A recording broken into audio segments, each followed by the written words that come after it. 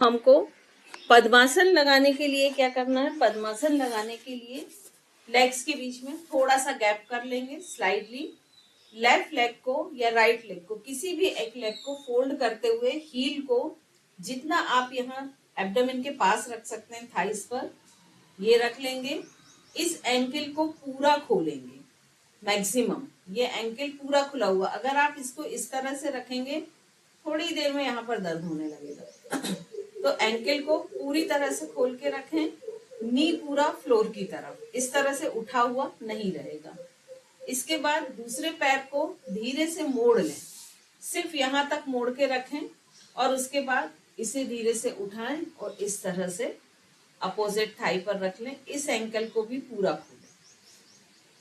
और जो पद्मासन नहीं लगा सकते, वो जो सिंपल हम क्रॉस लेग बैठते हैं उसी पोजीशन में बैठें। और अब इसके बाद योग मुद्रा दो तरीके से की जाती है। एक जनरल योग मुद्रा जो की जाती है उसमें अगेन चेस्ट चिप को हाइड्रेट करना है, पीछे इस तरह से फिंगर्स को इंटरलॉक करना है और सामने की तरफ चेस्ट चिन को हाइड्रेट रखते हुए झुकना है। चिन हाइड्रेट, जहां तक भी आप झुक पाते हैं झुकें। उसके बाद दोनों हाथों को ऊपर उठाएं, जितना ऊपर उठा सकते हैं। और दूसरी तरह से ये जो मुद्रा की जाती है वो कैसे की जाती है कि जो हमने मांडूक आसन में किया था, या तो हम मुट्ठी बांध के इस तरह से रखें। इसमें वैसे भी ये जो हील होती हैं, ये देखिए आपकी ये हील्स वही पोजीशन में आ रही हैं जो आप मुट्ठी बांध के रखते हैं।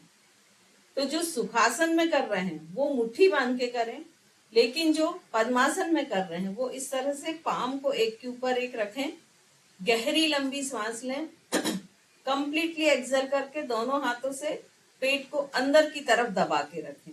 अगेन चेस्ट चिन को हाइड्रेट करते हुए स्पाइन को ऊपर की तरफ खींचते हुए सामने की तरफ झुक जाएं। इसमें आपके देखिए पैरों का, हाथों का, सबका प्रेशर आपके पेट के ऊपर आएगा। सिर नीचे नहीं झुकाना है, चिन हाइटेड रहेगी, चेस्ट हाइटेड रहेगा। इन दोनों चीजों का खासकर ध्यान रखें। चेस्ट और चिन हाइटेड। Very good. धीरे धीरे वापस आ जाएं।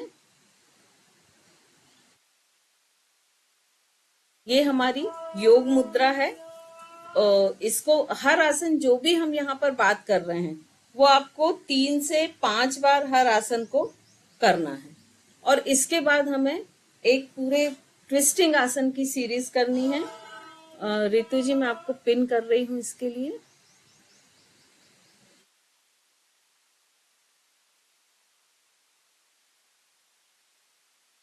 सिंपल आपको सबसे पहले दंडासन की पोजीशन में बैठना है।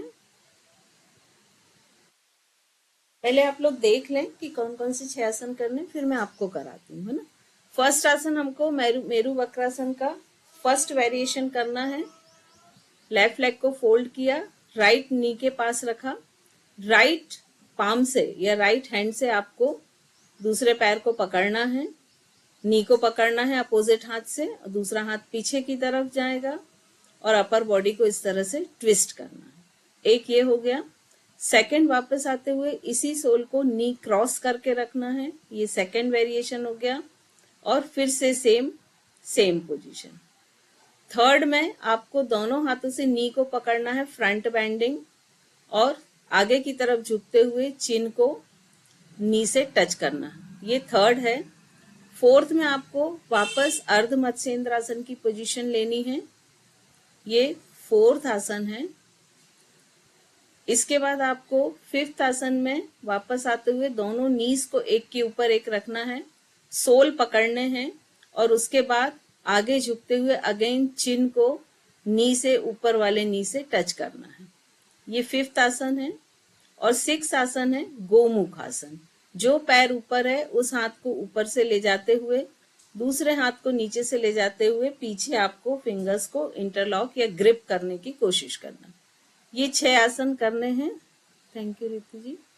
अब इसमें जो चीजें हमें ध्यान रखनी है वो हम एक बार देख लेंगे, फिर आसन को शुरू करेंगे। तो एक बार आप स्क्रीन के पास आ जाएं और इस जो पॉइंट्स में हमको सावधानी रखनी है वो देख लें, और उसके बाद हम फिर इस आसन को, इन आसनों को करेंगे। देखिए, इसमें सबसे पहले हमको जो सावधानी रखनी है वो क्या रखनी है कि जब हम मेरु वक्रासन की पोजीशन लेते हैं तो हम मोस्टली क्या मिस्टेक करते हैं कि ये हमने मेरु वक्रासन की पोजीशन ली, अब यहाँ पर हमको हाथ को इस तरह से ट्विस्ट देके ऐसे पकड़ना होता है ये, लेकिन जरूरी नहीं कि सब ये पकड़ सके। दूसरी गलती हम क्या करते हैं कि जैसे ये ट्विस्ट देके पकड़ते हैं ना, ये सामने वाला जो पैर का पंजा ये ऐसा कर लेते हैं, तो इसे हमको वर्टिकली रखना है, फ्लोर के परपेंडिकुलर। अब मान लीजिए हम ऐसा नहीं पकड़ पा रहे हैं तो हम इसको ऐसा कर सकते हैं, ऐसा भी नहीं कर पा रहे हैं तो ये ऐसा कर सकते हैं, और अगर ऐसा भी नहीं कर पा रहे हैं तो सिंपल नी को पकड़ें और इसे चेस्ट की तरफ खींच के रखें। ये सारी पोजीशंस हो गई, आप अपनी कैपेसिटी के अनुसार ग्रिप बनाएं। अब सेकंड पोजीशन क्या होती है कि जब हम पीछे हाथ रखते हैं तो हम अपर बॉडी को इस तरह से झुका लेते हैं, मतलब हमारे पूरे बॉडी का वेट इस हाथ पे आ जाता है और हमारी स्पाइन तिरछी हो जाती है, ये पोजीशन होती है। जबकि ये पोजीशन कैसे ऐसी होनी चाहिए, तो इसके लिए हम ब्लॉक यूज करें, ब्लॉक को पीछे रखें, उसके ऊपर हाथ रखते हुए इस तरह से स्पाइन को एकदम स्ट्रेट रखें। क्योंकि अब तीसरी इसमें दिक्कत क्या होती है कि ये जो शोल्डर है ये हम ऐसे रेज कर लेते हैं, ये पोजीशन हमारी हो जाती है, तो शोल्डर रोल बैक डाउन, ये पोजीशन होना चाहिए। चेस्ट इस तरह से नहीं होना चाहिए, नी को चेस्ट से टच करने का जब हम बोलते हैं तो ये इस तरह से टच हो जाता है, चेस्ट हाइटेड, शोल्डर डाउन, आपकी ये जो नेक है ये क्लियरली दिखना चाहिए, ना कि ये ऐसी पोजीशन है, शोल्डर डाउन। ये अगर आप ऐसे पकड़ सकते हैं तो ऐसे पकड़ें, जो भी आप पोजीशन ले सकते हैं। अब स्पाइन को पूरा स्ट्रेट रखते हुए धीरे धीरे सिर्फ कंधों को घुमाना है ये, और पीछे देखना। तो ये जितने भी ट्विस्टिंग के आसन आप करेंगे सब में आपको ये सावधानी रखनी है। फिर एक आता है गोमुख आसन, जिसमें पीछे फिंगर्स को इंटरलॉक करना होता है, लेकिन यदि आप नहीं कर पा रहे हैं तो कोई बात नहीं, इस तरह का आप एक बेल्ट लीजिए, जो हाथ ऊपर से जा रहा है उससे बेल्ट पकड़िए, जो नीचे से जा रहा है उसको इस तरह से पकड़िए बेल्ट को। अब धीरे धीरे इसको ऊपर खींचिए, फिर इसको खींचिए, फिर इसको खींचिए, तो धीरे धीरे क्या होगा कि आपके शोल्डर की फ्लेक्सिबिलिटी बढ़ जाएगी और आप फिंगर्स को इस तरह से ग्रिप कर पाओगे पीछे। तो ये दो चीजों का ध्यान रखें। अब हम शुरू करते हैं, तो सभी दंडासन की पोजीशन में बैठ जाएं और हमेशा ध्यान रखें कि इसका जो सीक्वेंस है, माउंटिंग डिसमाउंटिंग जितना आपका खूबसूरत होगा उतना ही आपका आसन होगा। हम गलती क्या करते हैं कि मान लीजिए हमको श्वास लेते हुए हाथ ले जाना, तो हम श्वास भी ले जा रहे हैं, हाथ भी पीछे ले जा रहे हैं, सारी एक साथ करते हैं। स्टेप वाइज स्टेप कीजिए, एक बार में एक ही स्टेप को करेंगे हम। तो दंडासन की पोजीशन में सभी बैठ जाएं। अब लेफ्ट लेग को फोल्ड कर लें, राइट नी के पास रख लें, ध्यान रखें स्पाइन स्ट्रेट रखें। अब अपने राइट हैंड से लेफ्ट लेग को पकड़ें, आप एंकल पकड़ सकते हैं, सोल पकड़ सकते हैं, जिस भी स्टेप में आप पकड़ सकते हैं आप उसे पकड़ लें। दूसरा पैर सीधा देखें, दूसरे पैर के पंजे को देखें वो परपेंडिकुलर है कि नहीं फ्लोर से। अंशिका जी हाथ बाहर साइड से आएगा, आप अंदर साइड से रखे हैं। नहीं, हाँ ऐसे करके, अगर नहीं आ रहा तो आप सिंपल नी को पकड़ लें, कोई दिक्कत नहीं है।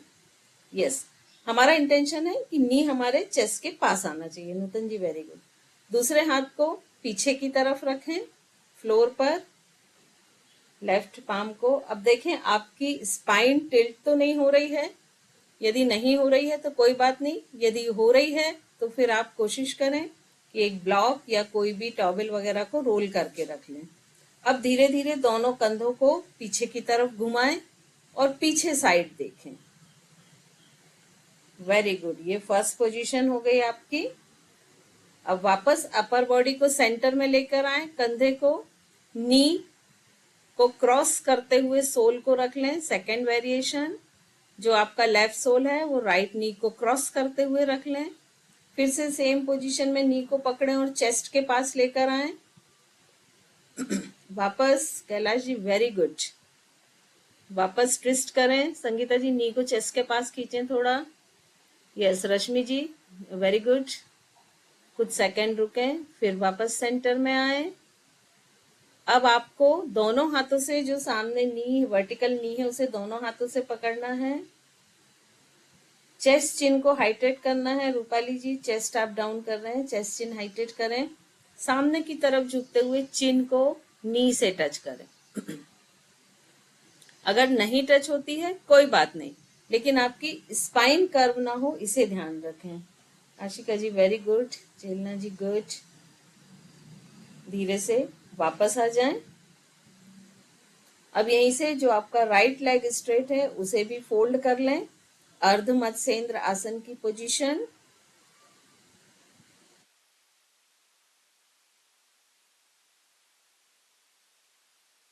दूसरा हाथ पीछे,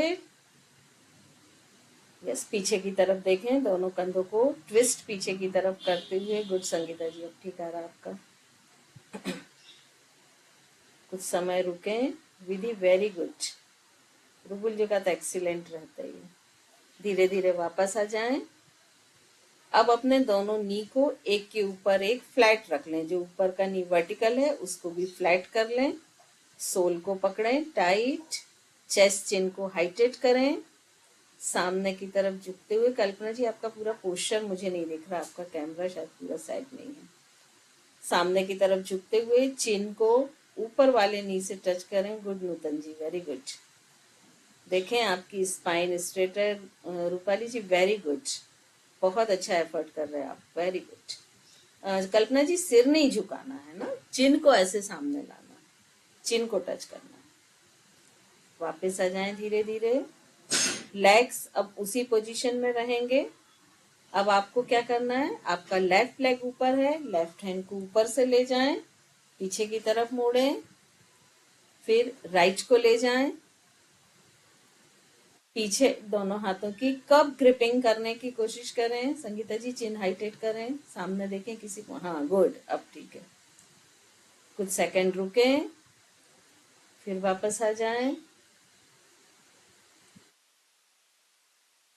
वेरी गुड, वापस आ जाएं। अब आप लोग चाहें तो 2 मिनट में ये सारी एक्सरसाइज राइट लेग से करते हुए कर लें। राइट दोनों लेग फिर से दंडासन की पोजीशन में आए। राइट लेग को फोल्ड करें। अपर बॉडी को ट्विस्ट करें राइट साइड। राइट हैंड पीछे की तरफ, दोनों कंधे ट्विस्ट करें। पीछे वाले हाथ को देखें। वापस आ जाएं। वापस आते हुए राइट सोल को लेफ्ट नी को क्रॉस करते हुए रख लें। अगेन वापस ट्विस्ट करें।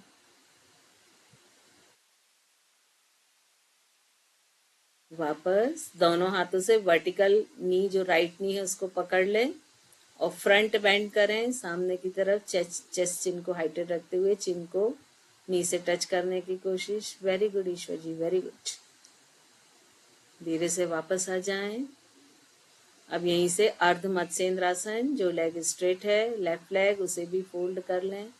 बहुत से लोगों का लेफ्ट सोल ऐसा डाउन हो गया था, तो थोड़ा सा लेफ्ट पे ध्यान रखेंगे।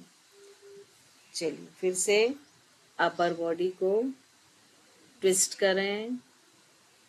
बिंदु जी नी को पकड़ लें हाथ से, अगर नहीं आ रहा कोई बात नहीं, नी को हाथ से पकड़ें और चेस्ट की तरफ लेकर आए। हाँ वेरी गुड, अब घुमाए पीछे। फिर वापस आते हुए दोनों नीज को एक के ऊपर एक रख लें। सामने की तरफ झुकें। कोशिश करें चिन को अपर नी से टच करने की। कुकिंग किचन के नाम से जो कर रही हैं आप, बहुत अच्छा कर रही हैं, very good, very good. Ma'am pelvic से ट्विस्ट करना है या फिर पेल्विक से ही? Upper body? हाँ मतलब शोल्डर हम घुमाएंगे ना, तो जैसे ये वर्टिब्रास होती हैं, ये इस तरह की ट्विस्ट होती जाएंगी।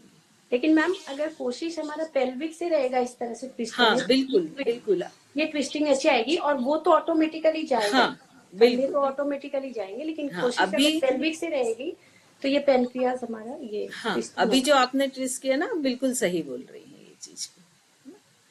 चलिए गोमुख आसन भी कर लें।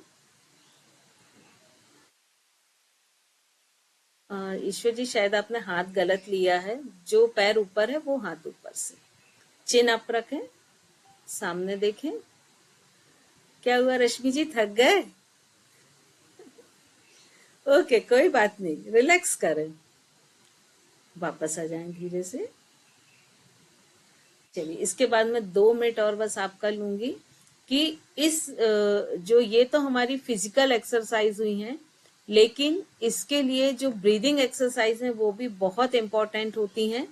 और ब्रीदिंग एक्सरसाइज में 2 ब्रीदिंग एक्सरसाइज हम कर सकते हैं, एक तो कपालभाति और दूसरी जो है वो अनुलोम विलोम प्राणायाम। तो इसमें एक चीज का ध्यान रखें कि जब हम कपालभाति करते हैं तो कपालभाति में क्या मिस्टेक होती है, जो ज्यादातर वो ध्यान रखें कि एक तो स्पाइन स्ट्रेट नहीं रह पाती है। कोशिश करें कि किसी भी, अगर आप किसी में भी नहीं बैठ सकते तो इस तरह से अर्ध पद्मासन में बैठे, जिससे स्पाइन स्ट्रेट रहे, चेस्ट डाउन ना रहे, चेस्ट हाइटेड रहे। और जब आप कपालभाति करते हैं तो आपका ये वाला जो इतना पोर्शन है सिर्फ इसी में मूवमेंट होना चाहिए। मोस्टली क्या होता है, जैसे दोनों हाथों को हमने ध्यान मुद्रा में रख लिया। अब जब कपालभाति ज्यादातर लोग करते हैं वो कैसे करते हैं,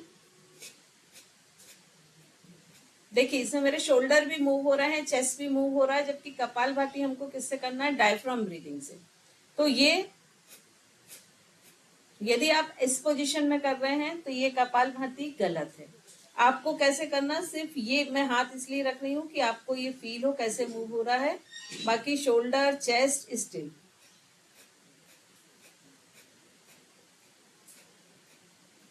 चिन हाइटेड रखें, कोर मसल्स आपके खुले होने चाहिए। तो इन 2 पोजीशन को ध्यान रखते हुए कपालभाति कर सकते हैं। अनुलोम विलोम प्राणायाम हम कर सकते हैं। इसमें अनुलोम विलोम प्राणायाम सभी को मालूम है, ऑल्टरनेट ब्रीदिंग होती है। लेफ्ट नॉस्ट्रिल से इनहेल, होल्ड एंड राइट से एक्सेल, राइट से इनहेल, होल्ड एंड लेफ्ट से एक्सेल। इसके भी बहुत सारे स्टेज होते हैं। और ये जब हम प्राणायाम करें तो प्राणायाम में जो ब्रीदिंग होती है उसमें किसी तरह का कोई साउंड नहीं होना चाहिए, जब तक कि स्पेशल कोई इंस्ट्रक्शन ना दिया जाए। जैसे कपालभाति में एक इंस्ट्रक्शन दिया जाता है कि फोर्सली एक्सेल करें, है ना, वैसा है तब ठीक है। अदरवाइज आपकी जो ब्रीदिंग है वो साउंडलेस होना चाहिए। बॉडी सिमेट्री और अलाइनमेंट आपका परफेक्ट होना चाहिए। ज्यादातर लोग अनुलोम विलोम में क्या करते हैं कि जब नॉस्ट्रिल को क्लोज करते हैं तो ये इस तरह से करते हैं, ये देखिए ये सिमेट्री बिगड़ गई मेरी। तो ये इतना सॉफ्टली होना चाहिए कि ये जो सिमेट्री है आपकी स्ट्रेट, ये भी ना बिगड़े नोज की। तो ये इस तरह से सॉफ्टली होना चाहिए। इसमें राइट हैंड को यूज करें, राइट थंब से राइट नॉस्ट्रिल को ऑपरेट करें, जो थर्ड हमारी फिंगर है जिसको हम रिंग फिंगर बोलते हैं, उससे लेफ्ट नॉस्ट्रिल को ऑपरेट करें। बीच की जो 2 फिंगर है इनको इस तरह से आज्ञा चक्र पर रख लें। और जब आप इस तरह का पोस्चर करेंगे तो आप देखेंगे कि आपकी ये सिमेट्री भी नहीं बदलती है। चिन हाइटेड हो, ज्यादातर लोग ऐसे करके करते हैं। यह सेकंड गलती क्या करते हैं कि चूंकि हाथ ऐसे हैंग किए हुए दर्द करने लगता है, तो उसके लिए आप दूसरे हाथ का इस तरह से सपोर्ट दे सकते हैं।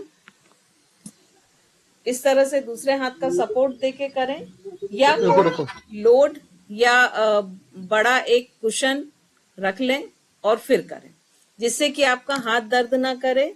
तीसरी मिस्टेक क्या करते हैं कि जब इस तरह की पोजीशन लेते हैं तो चूंकि इस हाथ को बीच में लाने की बजाय फेस ऐसा कर लेते हैं, तो फेस आपका एकदम फ्रंट में रहे, आपका नेक पोर्शन, आपका नेक ज्वाइंट अलाइंड हो, पूरा 90 डिग्री परपेंडिकुलर दोनों लाइंस हो और अलाइंड हो, इस चीज का खास ध्यान रखें। तो ये सारे इंस्ट्रक्शंस को फॉलो करते हुए प्राणायाम करें तो बेटर होगा। और आज का सेशन यहाँ पर कंप्लीट होता है। ओवर टू रितु जी, अगर किसी के क्वेश्चन आंसर है। धन्यवाद मैम, जिस तरह से आप कराते हैं ना, एक एक चीज इतनी क्लियर हो जाती है, अच्छे से समझ आ जाता है। यहाँ पर मैं एक चीज और बता दूं, रूबल भैया भी हमारे साथ एमए के स्टूडेंट हैं जो मैम के साथ योगा सीख रहे हैं, और वो पुलिस में है। तो आप लोग उनके हिसाब से मत जाए, उनकी बॉडी बहुत ज्यादा फ्लेक्सिबल है, वो कुछ भी कर सकते हैं। तो मैम उनके लिए ऐसा ना सोचे कि वो कर पा रहे हैं हम तो नहीं कर पा रहे। यहाँ पर मैं क्वेश्चन आंसर के लिए रिक्वेस्ट करूंगी कि सब लोग हैंड रेस कर ले, अदरवाइज बहुत मैसी हो जाता है। तो किसी को कुछ पूछना है तो वो हैंड रेज कर लें। और हमारी क्लासेस चलती हैं daily 9:30 to 10:30 Monday to Friday. इसमें बहुत मिनिमम अमाउंट रहता है, वो भी आप लोग ज्वाइन कर सकते हैं। और पर्सनल भी चलती है, अगर आप पर्सनल कोई किसी डिजीज से परेशान है तो उसके लिए भी आप मैम से बात कर सकते हैं, पर्सनल भी मैम देती हैं। ऑफलाइन भी चलती है, ऑनलाइन भी चलती है, जैसे भी आपको सूट करे वो चीजें कर सकते हैं। अब क्वेश्चन आंसर पे आते हैं, क्योंकि हमें सर से भी बात करनी है। सबसे पहले प्रीति दीदी, जिनके पास बहुत सारी नॉलेज है लेकिन फिर भी उनके क्वेश्चंस होते हैं। बस ये 4 ही क्वेश्चन लीजिएगा, इसके बाद हम next. Yes ma'am, thanks so much ma'am. Ma'am बस एक छोटा सा है कि जेस्टेशनल डायबिटीज में हम क्या फर्स्ट वाला करा सकते हैं? कौन सी डायबिटीज में, सॉरी रिपीट कर। जेस्टेशनल फर्स्ट वाला मतलब आप मंडूकासन की बात कर रहे हैं ना? मंडूकरी मैम, मेरू बकरासन वाला। मेरू वक्रासन। देखिए इस डायबिटीज में ना थोड़ा सा अगर किसी अंडर गाइडेंस में करें, क्योंकि ये डिपेंड करेगा कि वो किस स्टेज पे है ना। अगर वो मान लीजिए बहुत क्रिटिकल स्टेज पे तो हम डेफिनेटली नहीं करा सकते, लेकिन अगर उसकी फर्स्ट स्टेज है या उसकी पोजीशन किस तरह की, जो डॉक्टर्स के डायग्नोसिस रिपोर्ट्स होते हैं उनको देखने के बाद ही हम डिसाइड करते हैं कि हम वो करा सकते हैं या नहीं करा सकते। मैम सेकेंड ट्राइमेस्टर में करा सकते हैं अगर रिपोर्ट नॉर्मल है, मतलब बहुत ज्यादा कोई क्रिटिकल केस नहीं है, तो कि फर्स्ट हाँ ट्राइमेस्टर से भी करा सकते हैं? बिल्कुल उसमें, लेकिन फिर हम कोशिश करते हैं कि जो नी को हम एकदम खींचते हैं ना, उसको थोड़ा रिलैक्सिंग पोजीशन में रखते हैं, इस चीज का ध्यान रखते हैं। और जर्क नहीं होना चाहिए, ये मेन ध्यान रखना है कि जैसे अगर हम सपोज पीछे ले जा रहे हैं, ज्यादातर हम लोग को रेस्ट कराने की बजाय ना इस तरह से हाथ करा के कराते हैं, क्योंकि रेस्ट कराने में क्या होता है कि बॉडी का वेट दिक्कत होती है, तो धीरे धीरे इस तरह से ट्विस्ट करने बोलते हैं। तो उनकी जो पोजीशन है, आपको मैं दिख रही हूँ क्या प्रीति जी? यस मैम, दिख रहे हैं। तो उनकी जो पोजीशन, उसमें हम क्या करते हैं कि जैसे ये चीज की, इसको ऐसे ही पकड़ने बोलते हैं, ये जो खींचते हैं ना वो अवॉइड करते हैं। सिंपल इसी में ये हाथ ऐसा और ये पोजीशन, ठीक है। तो ये इसमें चेंजेस। नेक्स्ट क्वेश्चन सारिका दीदी, आप अपने आप को अनम्यूट करें। ओम रम नमः दीदी। ओमरम वो नमा। आपने बोला ना, जैसे सांस लेने में जब तक बोले ना तब तक आवाज ना आए, मेरी तो हर बार आती है, मतलब ये कैसे अवॉइड करते हैं, क्या करते हैं? प्रैक्टिस, किसी एक्सपर्ट के अंडर में आप प्रैक्टिस करें, सीखें, है ना। हमारे यहाँ एक ये भी सुविधा है कि यदि आप 1 वीक का कोर्स करके अपने आप को ठीक करना चाहते हैं कि आप ठीक कर रहे हैं कि नहीं, आपके अलाइनमेंट और वो नहीं, तो वो भी हमारे यहाँ सुविधा है कि 1 वीक में हम उसको पूरा प्रॉपर आपको सिखा देते हैं। तो आप पहले सीखें, कहीं ना कहीं आप मिस्टेक कर रहे हैं, है ना। और धीमी लेने की श्वास करें, तेजी से नहीं। श्वास जितनी धीमी गहरी लंबी हो सके उतनी ले, ठीक है। भावना दीदी, वो शायद है नहीं। बिंदु दीदी, आप ले लीजिए पहले क्वेश्चन, बाद में दीदी ओम रम नमः। ओ मैडम तो ये मंडूक आसन में जैसे मैं आगे की तरफ जब झुकती हूँ तो मुझे नेवल के नीचे से सीधा एकदम पेन होना शुरू हो जाता है, तो वो किस वजह से, क्या रहता है? देखिए इसके 2-3 रीजन हो सकते हैं। या तो आपको गैस्ट्रिक प्रॉब्लम रहती है, तो जब हम झुकते हैं तो पेट दबता है, तो वो गैस, जो गैसेस होती हैं वो कहीं ना कहीं पर एक जर्क पैदा करती हैं, एक ऐसा धक्का देती हैं, है ना। या फिर दूसरा हो सकता है कि जैसे कई बार जो एब्डोमिनल वॉल होती है वो थोड़ी थिन होती है कई जगह से, तो ऐसा प्रॉब्लम हो सकता है। तो एक बार आप सोनोग्राफी करा के चेक करा लें। वैसे मेजर ये गैस्ट्रिक प्रॉब्लम होता है, मेजर। वैसे मुझे आईबीएस डायरिया की प्रॉब्लम रहती है, हो सकता है हाँ, तो इसमें क्या होता है कि इंटेस्टाइन थोड़ी वीक हो जाती हैं, तो उनपे जब प्रेशर पड़ता है ना तो वो खिंचाव होता है। तो आप कोशिश करें कि शुरुआत किसी एक्सपर्ट के अंडर में करें, क्योंकि आपकी जो इंटेस्टाइन है वो वीक है ऑलरेडी। तो पहले प्रॉपर सीख लें फिर करें। थैंक यू दीदी। दीदी, जैसे रितु जी। हमने बताया कि हम लोग एक वो भी शुरू कर रहे हैं कि 1 वीक का आप कोर्स कर सकते हैं, क्योंकि यहाँ पर इतने सारे लोग होते हैं तो प्रॉपर सबको नहीं देखा जा सकता। तो आप 1 वीक में मैम के साथ जुड़ करके अपनी अलाइनमेंट ठीक कर ले और फिर चाहे तो कंटिन्यू करें, चाहे नहीं, तो मैं 1 मंथ वाला ही करना सोच रही हूँ बस मंडे से। रिक्वेस्ट है दीदी, वो तो हाँ हमें जी। आता है लेकिन हम लोग फिर भी मैम के साथ जुड़े हुए हैं। नेक्स्ट शालिनी दीदी, आप प्लीज वीडियो ऑन कर लें।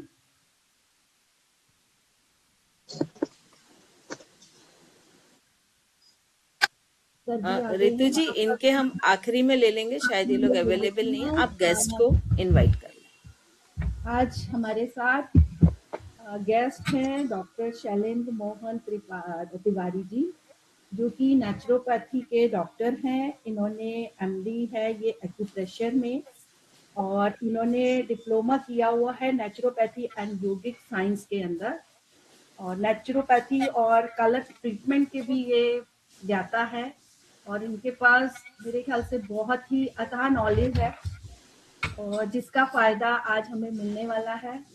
तो आज हम इनको इनवाइट कर रहे हैं अपने सेशन में। हमारा बहुत बहुत अहोभाग्य कि आज ये हमारे साथ जुड़े। थैंक यू सर, आप आए। Over to Shailendra sir. Ma'am इनको पिन कर दीजिए। थैंक यू बहना, थैंक सर यू। के पास टाइम नहीं होता, आज मैंने सर को बहुत मुश्किल से रिक्वेस्ट कर करके खींचा है। प्रणाम सर, प्रणाम। जय जिनेन्द्र। बहना सादर प्रणाम। आपका जय बहुत जिनेन्द्र। बहुत स्वागत है सर हमारे सेशन में, और बहुत बहुत आभार कि आपने टाइम निकाला। Please continue.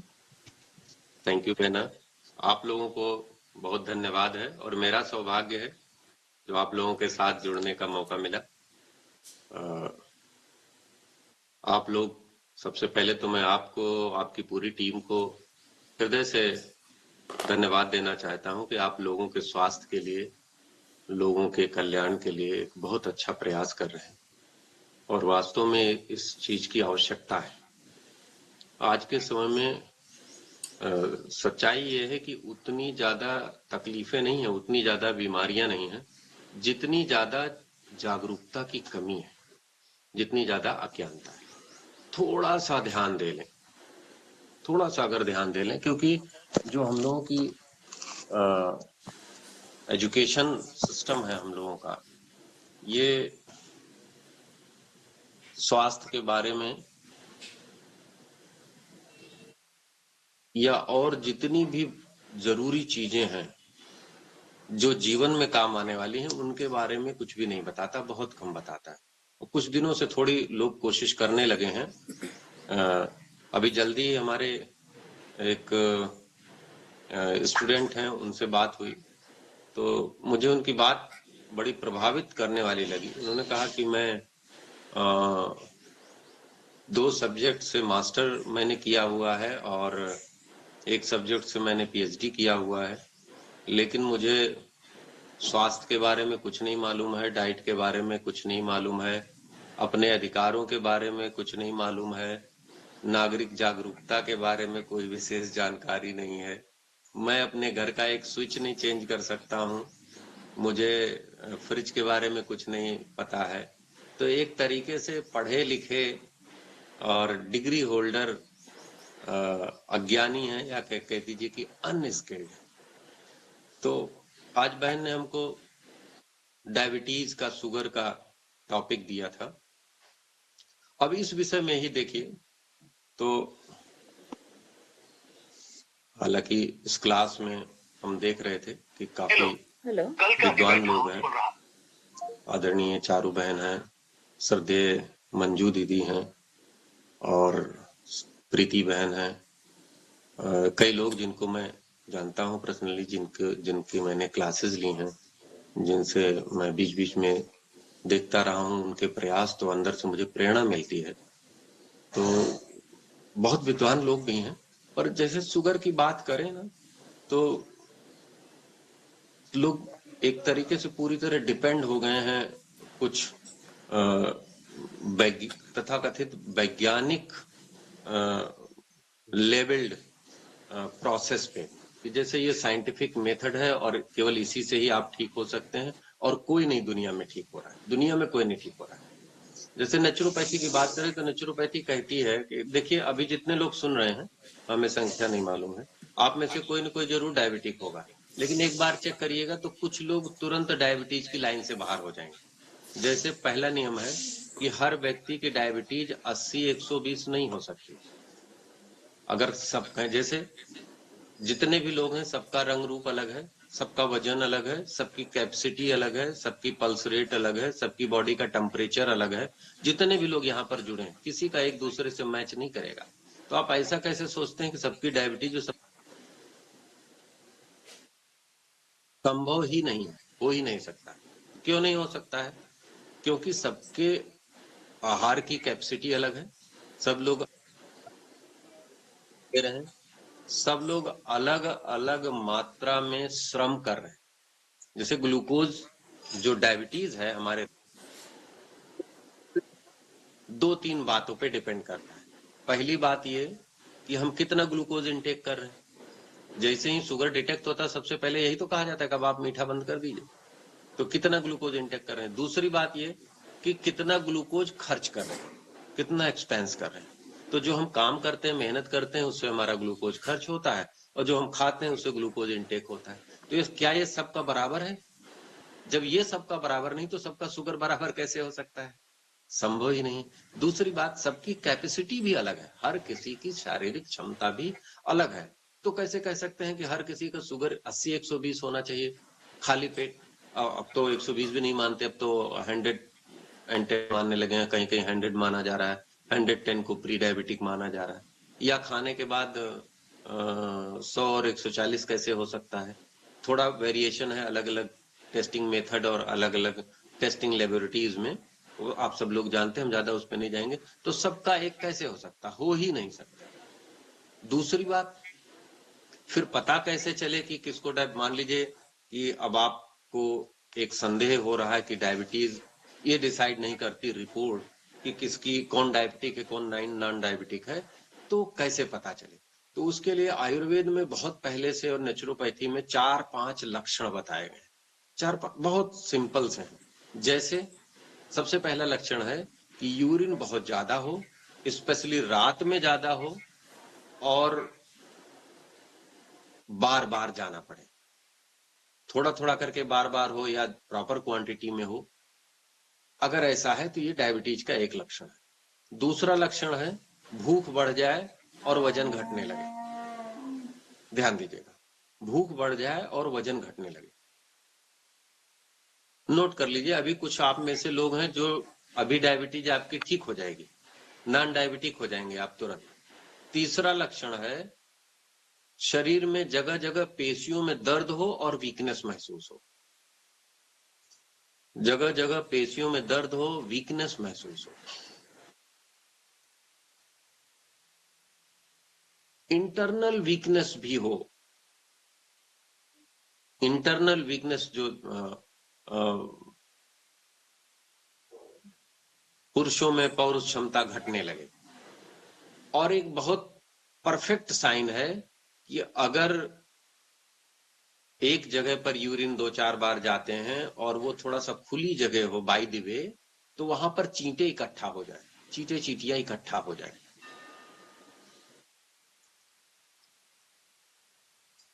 तो ये 4-5 चीजें, इनमें कम से कम 3-4 मैच होनी चाहिए। 3-4 कम से कम मैच होनी चाहिए अगर आप डायबिटिक हैं तो।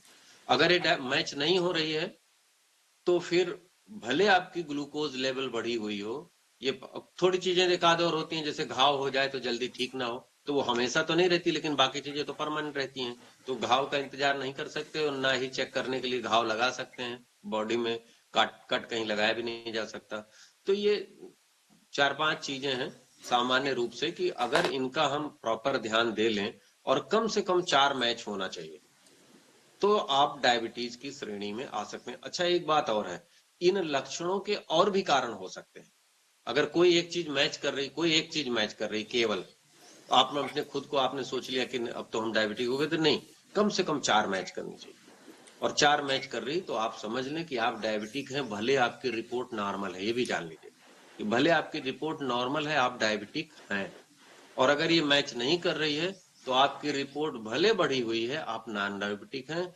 आपकी बॉडी को ग्लूकोज आपकी बॉडी में ज्यादा ग्लूकोज कंटेन करने की कैपेसिटी है। समझ गए? दूसरी बात अब देखिए, ये हमारे ख्याल से सबको क्लियर हो गया होगा। दूसरी बात है कि अगर सुबह खाली पेट वाली डायबिटीज आपको बढ़ी आ रही, सुबह की डायबिटीज बढ़ी हुई आ रही है, जिसको फास्टिंग कहते हैं, फास्टिंग बढ़ी आ रही, लेकिन पीपी बढ़ी नहीं आ रही है। पीपी की जो डायबिटिक है वो ज्यादा नहीं आ रही या बहुत हल्का फुल्का बढ़ रही, पर फास्टिंग वाली ज्यादा बढ़ रही, तो फिर से जान लीजिए कि आप डायबिटिक के पेशेंट नहीं हैं, आप डाउन फेनामिना के पेशेंट। डाउन फेनामिना एक ऐसी कंडीशन होती है कि जब रात में सोते समय 1 बजे 2 बजे हमारी शरीर में ग्लूकोज बहुत डाउन हो जाता है, ग्लूकोज बहुत डाउन हो जाता है, और हमारी शरीर का जो ऑटोमेटिक सिस्टम है उसे पता चलता है कि अगर ऐसे ही ग्लूकोज घटता गया तो सुबह तक आदमी बहुत कमजोरी फील करेगा, या हो सकता है बेहोश हो जाए, या उठ करके अपने दैनिक काम नहीं कर पाएगा, उठ करके फ्रेश होना, ब्रश करना, क्योंकि आप जान लें हम बोल रहे हैं, हमारी जबान चल रही, हाथ चल रहा है, तो बिना ग्लूकोज के नहीं, अगर ग्लूकोज डाउन हो जाएगा तो बंद पलकों को खोला भी नहीं जा सकता, क्योंकि किसी भी मूवमेंट के लिए नर्व से संवेदना पहुंचनी अंग तक जरूरी है। मान लीजिए हम अपनी आंख खोलना चाहते हैं तो ब्रेन से संवेदना स्पाइन में जाएगी, स्पाइन से नर्व से होती हुई आंख की मसल तक आएगी, तब आंख की मसल स्ट्रेच होगी और आंख खुलेगी।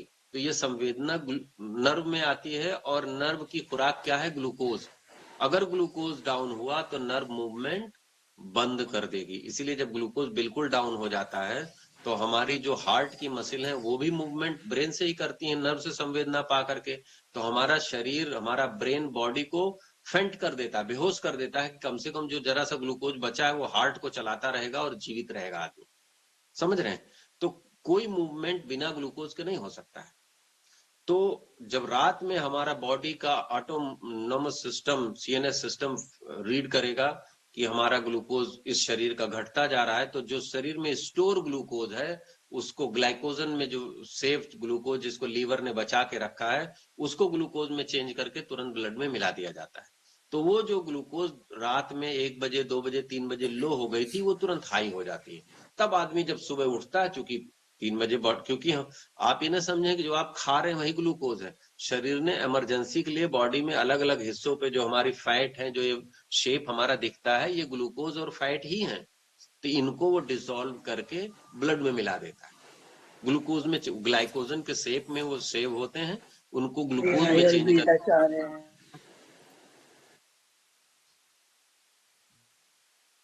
और वो जब ब्लड में मिल जाती है तो सुबह खाली पेट आपका ग्लूकोज हाई आ जाता है। तो जिनको भी सुबह फास्टिंग में ग्लूकोज बढ़ा मिल रहा है वो जान लें कि पूरी संभावना है, मोर देन 80% की आप डाउन फेनामिना के पेशेंट है। ऐसे पेशेंट का क्या उपचार है? ऐसे पेशेंट को रात में ग्लूकोज डाउन नहीं होने देना है। तो क्या करेंगे? सोते समय नेचुरल मीठा खा के सोइए।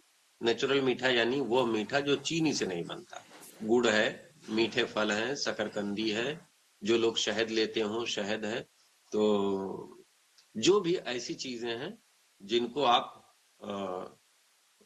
रात में सोते समय खा के सोइए, तो रात में जो 3 बजे डाउन हो जाता था वो डाउन नहीं होगा, और तब सुबह की ग्लूकोज आपको पहले दिन हो सकता ना पता चले, 2 दिन 3 दिन 4 दिन 5 दिन 7 दिन आप डेली खा के सोएंगे तो 5-7 दिन बाद आपको लगेगा कि अब सुबह आप की ग्लूकोज जो है, फास्टिंग की ग्लूकोज नॉर्मल आने लगेगी।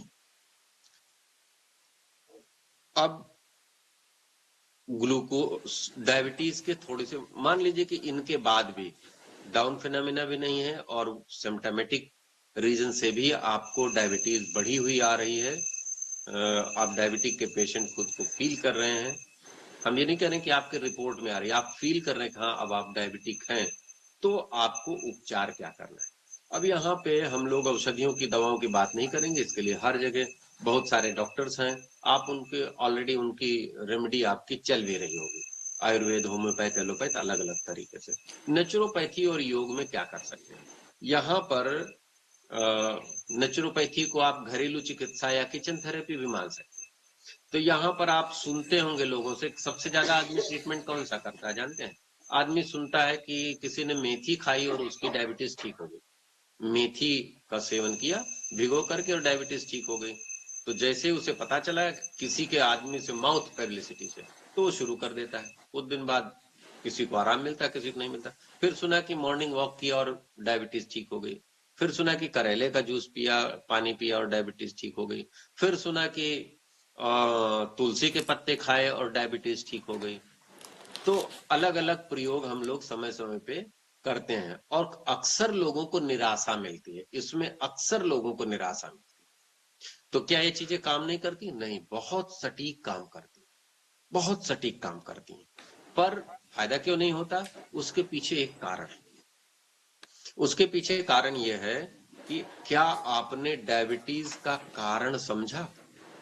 सारी चीजें काम करती हैं, लेकिन जब आप सही कारण पे सही चीज अप्लाई करेंगे तो आपको उसका अच्छा परिणाम मिलेगा। अब बारी है आपके नोट करने की। तो कारण कैसे पता चले? आप पेशेंट से पूछिए, या खुद को प्रॉब्लम है तो खुद से पूछिए, क्या आपका डाइजेशन हमेशा ठीक रहता है? कुछ लोग तो डाइजेशन ठीक रहने को ठीक जानते नहीं, किसको डाइजेशन ठीक रहना होता है। अगर वो खाना खाएं, खूब भूख लगे और कोई दिक्कत ना हो तो मानते डाइजेशन ठीक है। नहीं, अच्छी भूख लगे, जो खाएं वो अच्छे से डाइजेस्ट हो, और डाइजेस्ट होने के साथ अच्छे से सफाई भी हो, एलिमिनेशन भी हो। गैस, कब्ज, एसिडिटी, बर्निंग सेंसेशन, अनइजीनेस ये बिल्कुल भी ना हो, और बार बार फ्रेश होने ना जाना पड़े। एक बार में पेट साफ हो सुबह, और ज्यादा से ज्यादा शाम को दोबारा, 2 से ज्यादा ना जाना पड़े। और 2 बार जाना है तो एक ही बार, जल्दी जल्दी सुबह ही 2 बार जाएंगे तो नहीं, सुबह और शाम। तो अगर किसी को ये प्रॉब्लम लंबे टाइम से है, पूरी संभावना है कि डायबिटीज उसे डाइजेशन ने दी है। तो ऐसे आदमी को क्या फायदा करेगा? लिख लीजिए। अगर डाइजेशन की खराबी से डायबिटीज है तो मेथी का पानी, भूसे का पानी,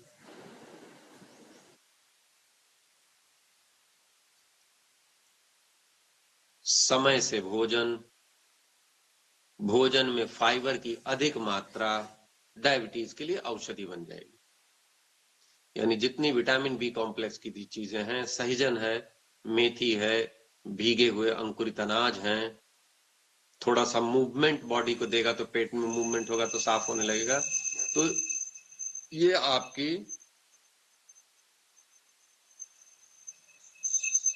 डाइजेशन को ठीक करने वाला, पहले डाइजेशन ठीक करेगा और तुरंत 4 से 6 हफ्तों में आपके चेंज आने लगेंगे। अच्छा, ऐसा भी नहीं है कि जैसे आप 1 हफ्ते प्रयोग करें और आपका मेरे तो आराम ही नहीं मिला, ठीक ही नहीं हुआ। नहीं, कम से कम 6 हफ्ते आपको देखना, कम से कम 6 हफ्ते। अगर साल भर से ज्यादा पुरानी है, और पुरानी है तो और ज्यादा समय तक देखना है, और किसी से राय ले लेनी है। आप बहुत सारे लोग नेचुरोपैथी के एक्सपर्ट हैं, तो उससे राय ले लेनी है कि किस तरीके से, और बाकी सारे सिम्टम्स को देख करके। दूसरा, किसी को तनाव की वजह से डायबिटीज, कोई आजकल डायबिटीज का सबसे बड़ा कारण तनाव है, आप जान लीजिए, टेंशन। और पहले समय था कि जो गृहस्थ लोग थे, बच्चों की शादी करनी है, बिजनेस देखना, उन्हीं को टेंशन हुआ करता था।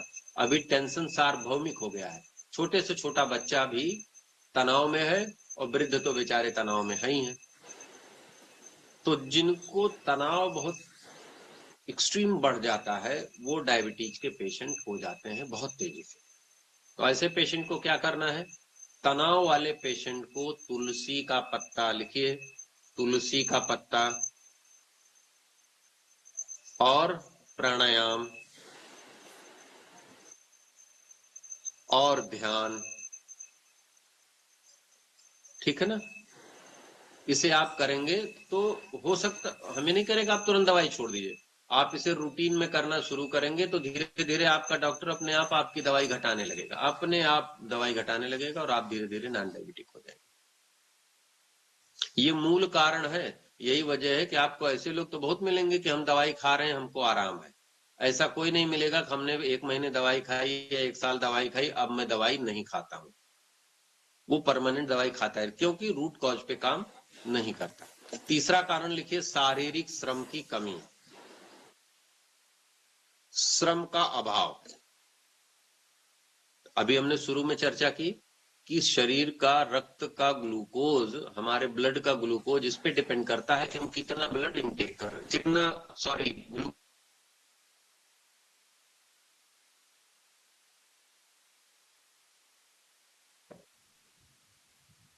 सर आपकी वॉइस स्टक हो गई है, वीडियो भी स्टक हो गई है।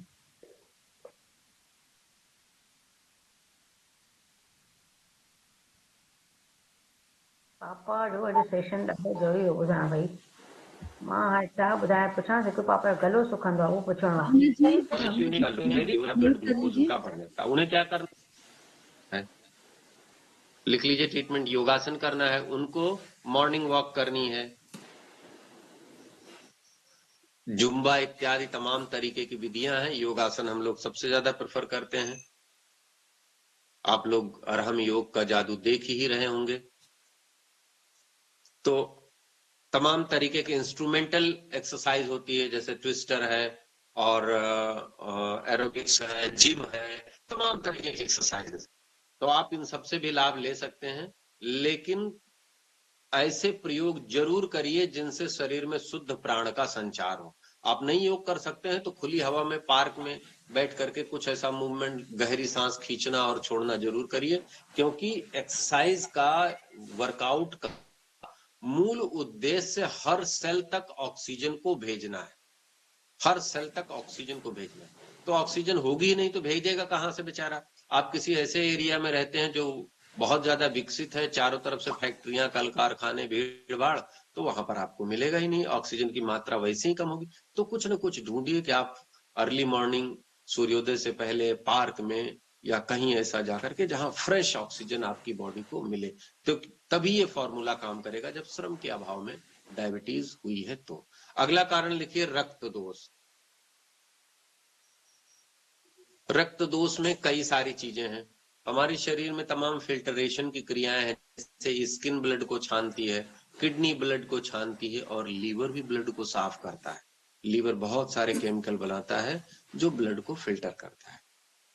तो अगर ये फिल्टरेशन गड़बड़ हो जाए तो भी हमारी बॉडी में डायबिटीज, ग्लूकोज बढ़ने लगता है, पेनक्रियाज को नुकसान होता है और तमाम तरीके से ग्लूकोज लेवल हाई हो जाता है।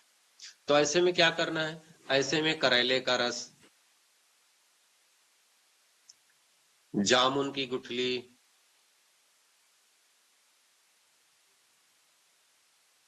नीम की पत्ती, समझ रहे हैं ना, इनसे डायबिटीज, आंवला, इनसे डायबिटीज आपकी तेजी से, किसी की भी, जिसकी भी हो, इनसे तेजी से कंट्रोल होती है।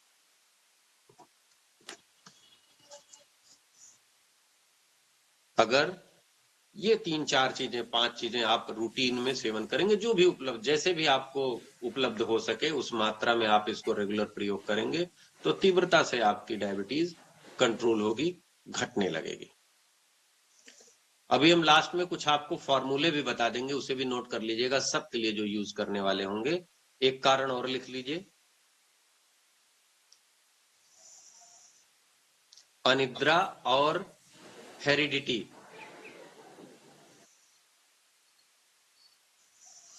जिन लोगों की नींद बहुत कच्ची होती है या बहुत देर में आती है या बहुत, तो मेलेटोनिन हार्मोन कम बनता है, उसकी वजह से शरीर में गांठें बनती हैं, एंटी डायबिटिक हार्मोन नहीं बन पाता है, सिस्ट, ट्यूमर, फाइब्रोसिस, मैलिग्नेंसी तक की कंडीशन होती है। और उसका एक पार्ट ये भी है कि उन्हें डायबिटीज की संभावनाएं बढ़ जाती हैं नींद की वजह से, या जिनको गहरी नींद नहीं आती, समय से नींद नहीं आती, या जो अंधेरे में नहीं सोते। ध्यान दीजिएगा, ये बहुत जरूरी है, खास करके बेटियों के लिए, बहन के लिए। आजकल आप देखिए मोर देन 80%, शायद ये आंकड़ा और बड़ा हो, कम नहीं हो सकता है, बच्चियों को पीरियड्स की प्रॉब्लम, पीसीओडी की प्रॉब्लम, पीसीओएस की प्रॉब्लम हो रही है। सबसे बड़ा कारण क्या है जानते हैं? एक तो खान पान, और ये बल्कि खान पान नंबर 2 पे, नंबर 1 पे क्या है? रूटीन की खराबी। समय से सोते नहीं, समय से उठते नहीं, घर में जरूरत से ज्यादा लाइटें हैं और कोई न कोई लाइट हमेशा जलती रहती। सोते समय आपके शरीर को, हमारे शरीर को गहरा अंधेरा होना, मिलना जरूरी है। यदि गहरे अंधेरे में सोएंगे तो आप जानते हैं क्या होगा? तब हमारे ब्रेन को, हमारे नर्वस सिस्टम को पता चलेगा कि हाँ, हमें नींद, हम सोने की पोजीशन में आ गए हैं, हम सोने की पोजीशन में आ गए हैं, और तब हमारा ब्रेन, हमारी पिट्यूटरी मेलेटोनिन हार्मोन रिलीज करेगा। वो हार्मोन क्या करेगा, बॉडी में कहीं गांठ नहीं बनने देगा, पीसीओडी नहीं बनने देगा, पीसीओएस नहीं बनने देगा। इस तरीके के जितने भी हमारे हार्मोनल बैलेंस है उनको ठीक करेगा, नंबर 1। और जब गांठ नहीं बनेगी, सिस्ट नहीं बनेगी, तो क्या होगा, तब फिर आपको कभी भी सिस्ट और ट्यूमर और गांठ, मेलिग्नेंसी, और जो आज के समय में सबसे खतरनाक है, कैंसर। आप समझ लें कि कहीं ना कहीं से कैंसर का रिलेशन हमारी आपकी नींद से है, इसको आप जान लें। तो ये समय से होनी चाहिए, 8-9 बजे के आसपास सोने की तैयारी करिए, लेटेस्ट 10 बजे सो जाइए। सोते समय घर में गंभीर पूरा, यानी जो लाइट एक जलती बोर्ड में जो ब्लिंक करती है जिससे लाइट ऑन ऑफ पता चले, उसको भी निकलवा दीजिए। आपकी में जो मीटर लगे होते हैं ना, जो कूलिंग का वो बताते हैं, उसको ऑफ करिए। जो एसी का इन्वर्टर लगा हुआ है, जो वो उसमें लाइट जल रही है, उसको, आपके कमरे में कंप्लीट अंधेरा होना चाहिए। तब हमारे ब्रेन को, पिट्यूटरी को पता, क्योंकि करोड़ों साल से हम लोग गहरे अंधेरे में ही सोते रहे। मशालें थोड़ी देर के लिए जलती थी, गहरे अंधेरे में सोते हैं, और उसकी वजह से तब हमारी पीनियल पिट्यूटरी ये हार्मोन रिलीज करती है। तो जिनको ये होगा, डायबिटीज के परिप्रेक्ष्य में भी उन्हें दिक्कत होगी। और दूसरा, हेरिडिटी, मम्मी पापा से मिल गया, बाबा दादी नानी इनसे मिल गया, इनकी वजह से हमारी पैंक्रियाज गड़बड़ हो गई है, इन्हें भी। तो ऐसे लोगों को क्या करना चाहिए, ऐसे लोगों को जब डायबिटीज हो जाती है तब उसको छुड़ाना बड़ा मुश्किल होता है। देखिए, डायबिटीज होने से पहले अगर हमें डायबिटीज हो गई है तो हमारी जिम्मेदारी अपने बच्चे को पहले से डायबिटीज का प्रिकॉशन सिखा दें। हम उसको पहले से डायबिटीज के, उसके लिए सबसे महत्वपूर्ण है, सबसे पहले तो ध्यान प्राणायाम,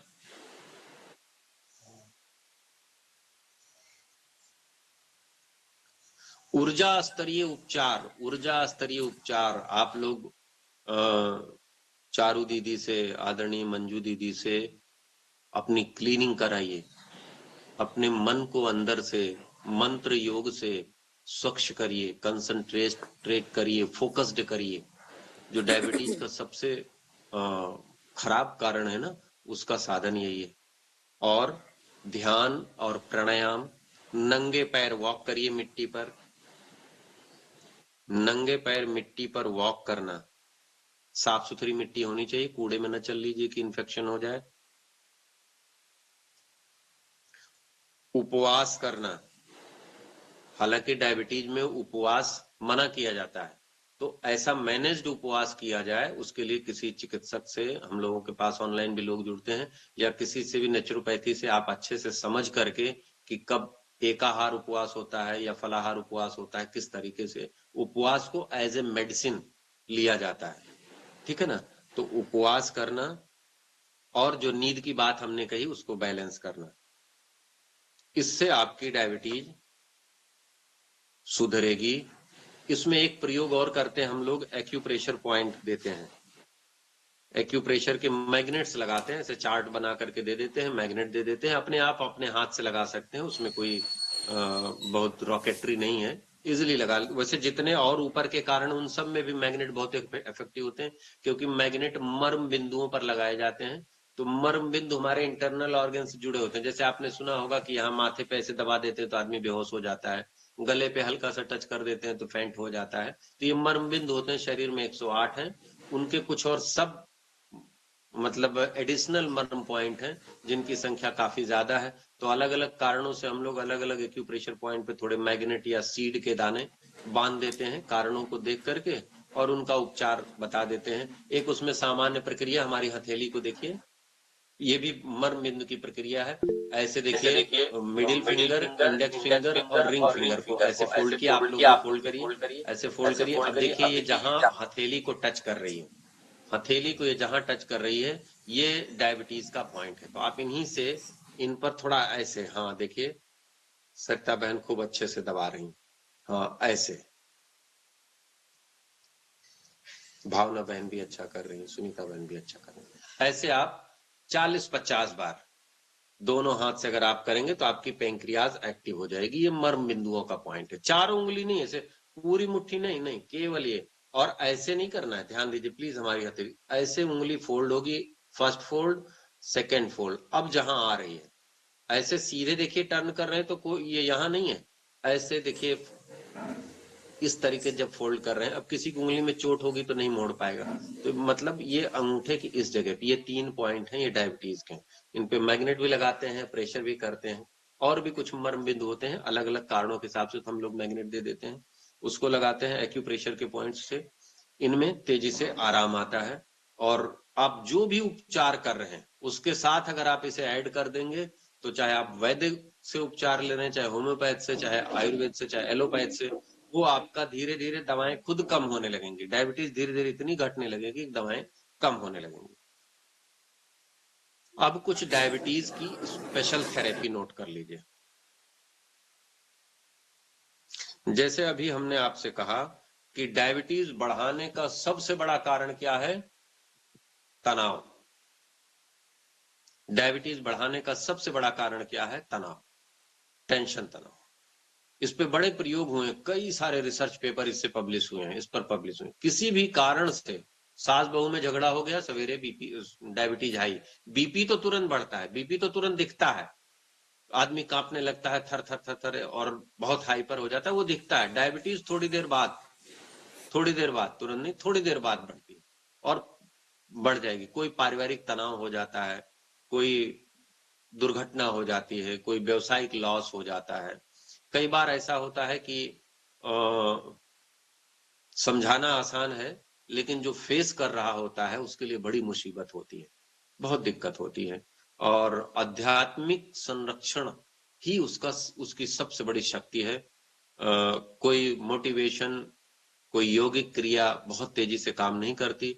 आप किसी आध्यात्मिक संरक्षण में होंगे, दीदी लोगों के साथ आप मेडिटेशन वगैरह कर रहे होंगे, डेली ध्यान वगैरह कर रहे होंगे, तो या प्रभु की शरण में होंगे, गुरु की शरण में होंगे, तो आपको उसका लॉस बहुत कम होगा। धीरे धीरे आप प्रभु के शरणागत होते जाएंगे तो उसका लॉस कम होगा। लेकिन और हर किसी के साथ ये समय आता है।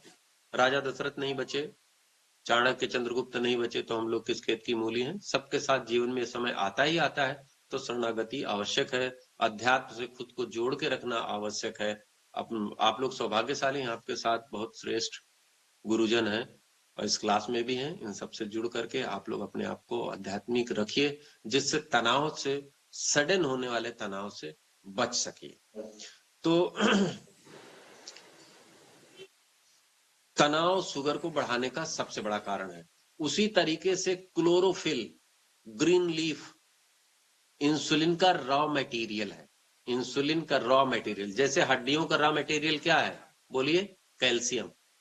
मांसपेशियों का रॉ मटेरियल क्या है? हेयर्स का रॉ मटेरियल क्या है? प्रोटीन, है ना। नर्व का रॉ मटेरियल क्या है? अभी हम लोग चर्चा कर रहे थे, ग्लूकोज, है ना। आईज का रॉ मटेरियल, आईज को पोषण किससे मिलता है? विटामिन ए से। तो हम चाहें कि हमारी आईज ठीक रहे और हम विटामिन ए का इंटेक ना करें, तो फिर तो प्रभु ही ठीक रख सकते हैं, इंसान के बस का नहीं। ऐसे ही पेंक्रियाज का जो इंसुलिन बनता है, इंसुलिन का रॉ मटेरियल क्या है? क्लोरोफिल, हरी पत्तियां। तो आपको तेजी से शुगर बढ़ानी है अपनी, तो टेंशन ले लीजिए, झगड़ा कर लीजिए, किसी से कर लीजिए, पति से, पत्नी से, बेटे से, बहू से, नौकर से, किसी से झगड़ा कर लीजिए, शुगर बढ़ जाएगी। आप चाह रही हो डॉक्टर बदलना, झगड़ा करिए, दवाई काम नहीं करेगी, डॉक्टर बदल जाएगा। दूसरा क्या है? घटाना चाहती हैं तो हरी पत्तियां खाइए, दोनों टाइम। कितना खाना है? जितना वजन उतने ग्राम। 60 किलो वजन है तो 60 ग्राम हरी पत्तियां। कौन सी पत्तियां? नीम, बेल, तुलसी, पीपल, पालक, धनिया, सलाद पत्ता, बथुआ, जो भी ग्रीन लीफ खाई जा सकती हैं। मदार नहीं खाइएगा, एक बार वो रिपीट मदार कर दीजिए। कीड़े का पत्ता नहीं खाइएगा, है ना। क्यों होता है? क्योंकि उसमें जहर होता है। तो जो जो हमारी वेजिटेबल्स हैं जितनी, वो सब खाई जा सकती हैं, और नीम, बेल, तुलसी, ये सब तमाम सारी हैं। आप जामुन का पत्ता है, अमरूद का पत्ता है, और आम के नई कोपले हैं, इन सबको खा सकते हैं। तो मान लीजिए आपका वजन या किसी का वजन 100 किलो है, तो 100 ग्राम पत्ती खाना मुश्किल है, तो क्या करेंगे? ग्राइंड कर लीजिए उसको। ग्राइंड करके धीरे धीरे, छानिए मत, अच्छे से ग्राइंड करके जो बड़ा टुकड़ा हो, जो गांठे, उनको निकाल दीजिए और धीरे धीरे पी जाइए। 2 टाइम में ले लीजिए, 2 टाइम में ले लीजिए, थोड़ा सुबह ले लीजिए, थोड़ा शाम को ले लीजिए, तब भी चलेगा। इसके लेने के आधे घंटे पहले, लेने के 1 घंटे बाद तक कुछ नहीं लेना है। ठीक है ना। तो हरी पत्ती और तत्व, ये 2 टूल आपके पास हो गए डायबिटीज को तुरंत घटाने और तुरंत बढ़ाने के लिए। अब एक नुस्खा नोट कर लीजिए। नुस्खा आपको बहुत सारे लोग देते हैं, बहुत सारे वैद्य लोग बताते हैं, नोट कर लीजिए। करेले का बीज, करेले का बीज 10 ग्राम। हम एक मानक बता रहे हैं, आप बाद में इसको कम ज्यादा भी कर सकते हैं। 10 का 20 कर लीजिए तो बाकी चीजें उसी तरीके से घटा बढ़ा लीजिएगा। नीम की गुठली 5 ग्राम,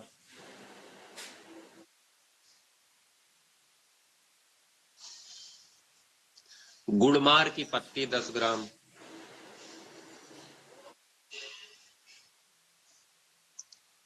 मेथी 10 ग्राम,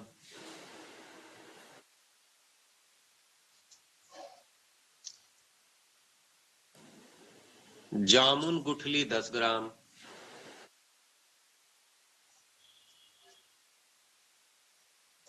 कड़ुआ बादाम 10 ग्राम, कड़ुआ बादाम 10 ग्राम, पनीर डोडा 10 ग्राम,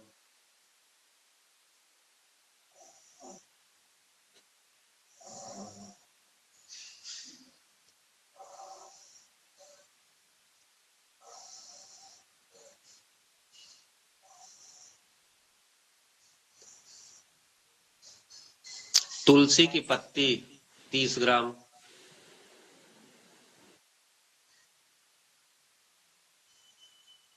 तुलसी की पत्ती 30 ग्राम। एक बार रिपीट कर देंगे स्टार्टिंग से। बिल्कुल स्टार्टिंग से रिपीट कर देंगे। अभी जो बोल रहे हैं इसको लिखिए। तुलसी की पत्ती 30 ग्राम,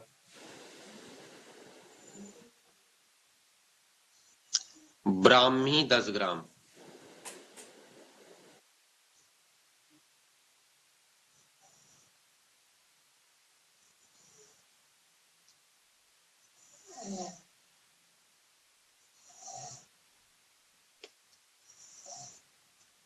अश्वगंधा 5 ग्राम, 10 ग्राम सॉरी, अश्वगंधा 10 ग्राम,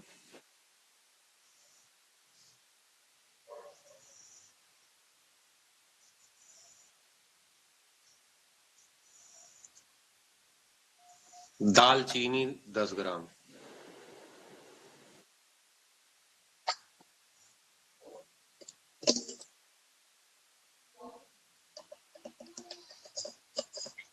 ठीक है। मैं रिपीट करता हूं, आप लोग एक बार फिर से मिला लीजिए।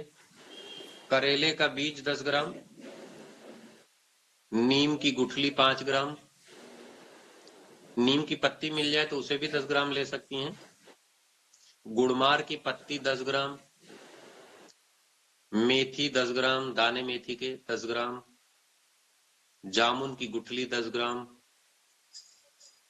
कड़ुआ बादाम 10 ग्राम, पनीर डोडा, ये पनीर जो सब्जी बना के खाते हैं वो नहीं, पनीर डोडा एक सफेद सफेद आता है, 10 ग्राम, तुलसी की पत्ती 30 ग्राम, ये तो आपके घरों में मिल जाएगी, ब्राह्मी 10 ग्राम, पंसारी के यहाँ मिल जाएगी, अश्वगंधा 10 ग्राम, पंसारी के यहाँ मिल जाएगी, दालचीनी 10 ग्राम, किराने पे मिल जाएगी। ऊपर जितने कारण हम लोगों ने चर्चा किए हैं, लगभग हर चीज के कंट्रोल के घटक इसमें उपलब्ध है। पर इसका मतलब नहीं कि फिर खाली यही खाएंगे और बाकी चीजों पे ध्यान नहीं देंगे तो काम चल जाएगा, नहीं। इसके साथ अगर किसी को डायबिटीज की शुरुआत है, भी साल 2 साल 6 महीने का है, तो साथ में ये पाउडर, ये सब हमारे ख्याल से अगर सारा लेने जाएंगे तो आपको 100 रुपए के अंदर पंसारी के यहाँ मिल जाएगा, हो सकता 50 में ही मिल जाए कहीं अगर थोक की दुकान होगी। ये सब बहुत आसान है, बड़ा सुलभ है। इनकी लिस्ट भी बहुत बड़ी हो जाती है, वो फिर हम लोग डिसाइड करते हैं पेशेंट के अन्य सिम्टम्स पे कुछ चीजें और भी मिलाते घटाते बढ़ाते हैं। पर ये जनरल चीजें हैं, इनको आप ले करके और सामान्य उपचार के साथ प्रयोग करेंगे तो आपको निश्चित ही डायबिटीज में अद्भुत आराम मिलेगा। कैसे लेना है और इसको पीस के लेना है, क्या करना है? महत्वपूर्ण प्रश्न रश्मि बहन ने पूछा, थैंक यू। इसको कूट पीस करके पाउडर बना लीजिए, कूट पीस करके पाउडर बना लीजिए, और सब एक में मिक्स कर लीजिए। 1-1 चम्मच सुबह शाम गर्म पानी से।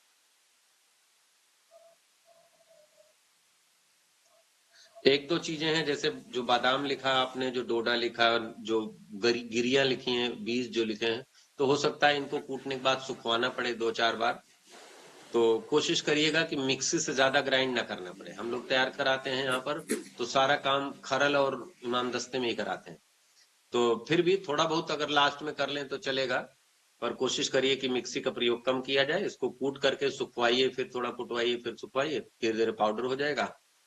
कूट पीस करके कांच के डब्बे में रख लीजिए सूखे, और सुबह शाम 1-1 चम्मच गर्म पानी से, छोटा चम्मच, सुबह शाम कुछ दिन दोनों टाइम ले लीजिए, कम से कम 3-4 हफ्ते।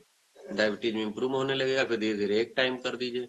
इसको लेने के आधे घंटे पहले, आधे घंटे बाद तक कुछ और नहीं लेना है।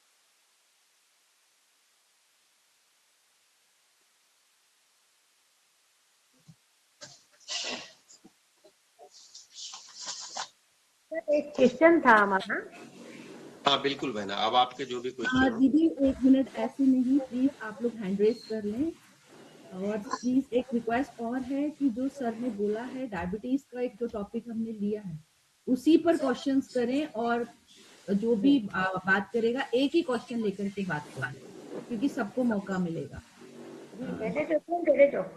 सर जैसे हमारे हस्बैंड हमेशा मेंटेन रखते हैं, बिल्कुल बस एक शुगर की टैबलेट लेते हैं, खराटे बहुत बढ़ते, और जब रात को दीदी प्लीज आप अपने नंबर पे बोलिए। आप प्लीज म्यूट कर लीजिए। पहले सारिका दीदी आप बोलिए, भावना दीदी म्यूट कर लीजिए। गला का पानी की प्यास बहुत लगती है। भावना दीदी आपको मौका मिलेगा, प्लीज म्यूट कर लीजिए। हाँ जी सारिका दीदी। भैया मुझे ये पूछना था, जैसे भैया है मतलब जी आप बोलिए, आपकी वॉइस आ रही है। भैया ये आपने नुस्खा बताया है, ये टाइप 1 टाइप 2 दोनों में काम करेगा या सिर्फ टाइप 2 में काम करेगा? सारिका दीदी शायद सर की म्यूट हो गया, स्टक हो गई है वीडियो। 5 मिनट सारिका जी ये दोनों में काम करेगा, ठीक है, ये दोनों में काम करेगा। सेकंड क्वेश्चन ले लें जब तक सर का फिर से हो रहा, शायद वो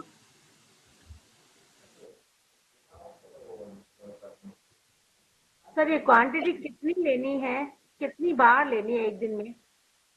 आधा चम्मच सुबह, आधा चम्मच शाम, 2 बार लेनी है, आधा आधा चम्मच। ये पूरा जो फॉर्मूला है आपको व्हाट्सएप ग्रुप पर मिल जाएगा। जो नहीं भी नोट कर पाया हो तो वो टेंशन ना ले और इसे उस पर देख लें, ठीक है। चलिए नेक्स्ट क्वेश्चन, प्रतिभा जी। ओम अरम नमा दीदी, सॉरी मैं वीडियो नहीं ऑन कर पा रही हूँ। मुझे सिर्फ ये जानना है कि भैया कहाँ से हैं, और अगर हमें फिजिकली उनसे कांटेक्ट करना है किसी को तो कैसे हो सकता है? वो आपको ग्रुप में नंबर मिल जाएगा, है ना? ओके, वैसे वो है कहाँ से बेसिकली? भोपाल के है ना? मतलब लखनऊ से आगे है, कोई बहराइच है, इलाहाबाद प्रयागराज के आगे है बहराइच, वहां से है। बहराइच से। ओके, वो वहाँ पे प्रैक्टिस करते हैं। ओके जी, थैंक यू दीदी। ठीक, प्रतिभा सैनी ज्वाइन कर लेंगे। आप इतने क्वेश्चन अपने बताते जाएं। भावना दीदी प्रतिभा जी बोले क्वेश्चन। मैम ये जो श्रम के अभाव में जो सर ने बताया था डायबिटीज के रीजंस में, तो उसमें योगासन जुम्बा के अलावा उन्हें खाने के लिए भी कुछ इंस्ट्रक्शन दिए थे सर ने, तो वो मेरा मिस हो गया था, थोड़ा सा वो पूछना था मुझे। किस चीज में, एक बार आप रिपीट करें। मैम श्रम के अभाव में, जो श्रम के अभाव में, देखिए जो सेडेटरी लाइफ स्टाइल होती है कि मतलब दिन भर, जैसे मान लीजिए ऑफिशियल वर्क है कि दिन भर आपको एक जगह बैठना है, तो डायबिटीज के लिए ये बहुत जरूरी है कि जो भी आप ले रहे हैं ग्लूकोज, उसका उपयोग हो, वो बर्न हो। तो जब वो बर्न नहीं होता है तब भी कई बार डायबिटीज की हो जाती है। तो इसमें आप कोई भी फिजिकल एक्टिविटी आप कर सकते हैं, चाहे वो जुम्बा हो, योग हो, और कई भी तरह की जिमिंग हो। तो बहुत सारी तरह की एक्सरसाइज होती है, डिपेंड करता है कि उस व्यक्ति को क्या सूट कर रही है, तो उसके हिसाब से, क्योंकि उसकी लाइफ स्टाइल बाकी समय फिर डेस्क जॉब है, बैठना है, तो वो वॉकिंग कर सकता है, रनिंग कर सकता है, तो ये चीज है। मैम लेने में कुछ नहीं, मतलब खाने में कुछ नहीं लेना, जैसे हमने तुलसी की पत्ती किसी में एडवाइस दी सर ने, तो वैसा नहीं, कुछ? इसमें देखिए, इसमें खाने से आप श्रम की कमी को पूरा नहीं कर सकते हैं। ओके है ना, आपको मतलब फिजिकल वर्कआउट ही करना पड़ेगा उसके लिए। ओके ठीक है। और मैम ये अनिद्रा हेरिडिटी के में जैसे जैसे किसी को नींद का प्रॉब्लम है, तो उसमें भी ध्यान प्राणायाम के अलावा कुछ खाने पीने के लिए भी ले सकते हैं जिससे नींद प्रॉपर हो? नहीं, उसमें बस इतना प्रिकॉशन ले सकते हैं कि सोने के पहले कैफीन या कोई ऐसी चीजें यूज ना करें आपकी, जैसे टी, कॉफी, ये चीजें यूज ना करें। खाना कम से कम 3 से 4 घंटे पहले आपका, जब आप सोने के जा रहे हैं तो उसके 3 से 4 घंटे के पहले हो जाए। आपका जो डिनर हो वो लाइट हो, वो बहुत हैवी ना हो, बहुत स्पाइसी ना हो। तो यही चीजें आपको फॉलो करनी पड़ेगी। Okay, thank you ma'am. Next Bhavna दीदी, आप लोग प्लीज अपना ना वीडियो ऑन कर लें बात करने से पहले ना। प्रतिभा दीदी आपने किया हुआ है, शायद आप कर लें। उनका हो चुका है क्वेश्चन। रश्मि शालिनी जैन है, नीतू दीदी हैं, आप लोगों ने जिसने भी पूछना है प्लीज वीडियो ऑन करें।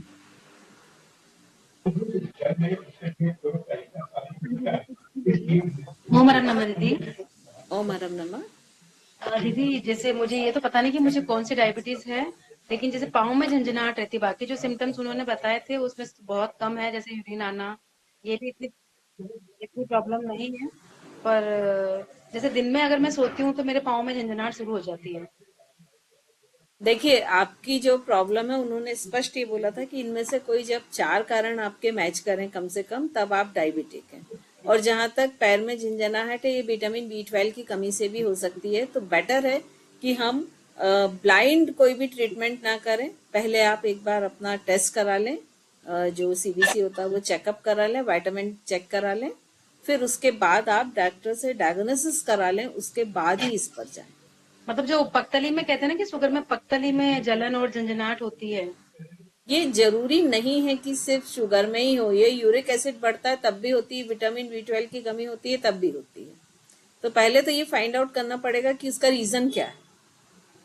बिना रीजन मालूम किए यदि हम सोल्यूशन की तरफ दौड़ जाएंगे तो हो सकता है कि वो आपको कोई फायदा पहुंचाने की बजाय नुकसान पहुंचा दे।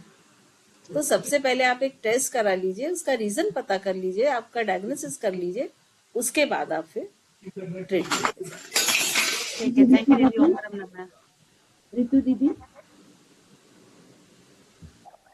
दीदी मुझे जो 4 कारण है ना वो मेरे छूट गए, वो मेरे नेट नहीं मेरा प्रॉपर वर्क कर रहा था उस टाइम। वो पूछने हैं कि 4 कारण जो हैं वो हमें मैच करने हैं शुगर के लिए, डायबिटीज के लिए, वो बता दीजिए। कोई बात नहीं, वो मैं ग्रुप में डाल दूंगी। ठीक है, वो जो रीजन है वो ग्रुप में डाल दूंगी, आप मैच कर लीजिएगा, है ना। वैसे एक बार मैं आपको बता देती हूँ कि जैसे रात में यूरिन की फ्रिक्वेंसी बहुत अधिक बढ़ जाना, या भूख बढ़ जाए और वेट उस हिसाब से ना बढ़े, फिर इसके बाद कुछ मसल्स पेन हो जाना जगह जगह, अंदर से बहुत वीकनेस लगना, या कहीं अगर यूरिन करके हम 2-3 बार छोड़ देते तो वहां पर चीटे चीटे या कुछ आ जाना, अगर कोई किसी तरह का सपोज घाव हो जाता तो वो जल्दी ना भरना, ये सब रीजंस। धन्यवाद। प्रतिभा दीदी, प्रतिभा सैनी।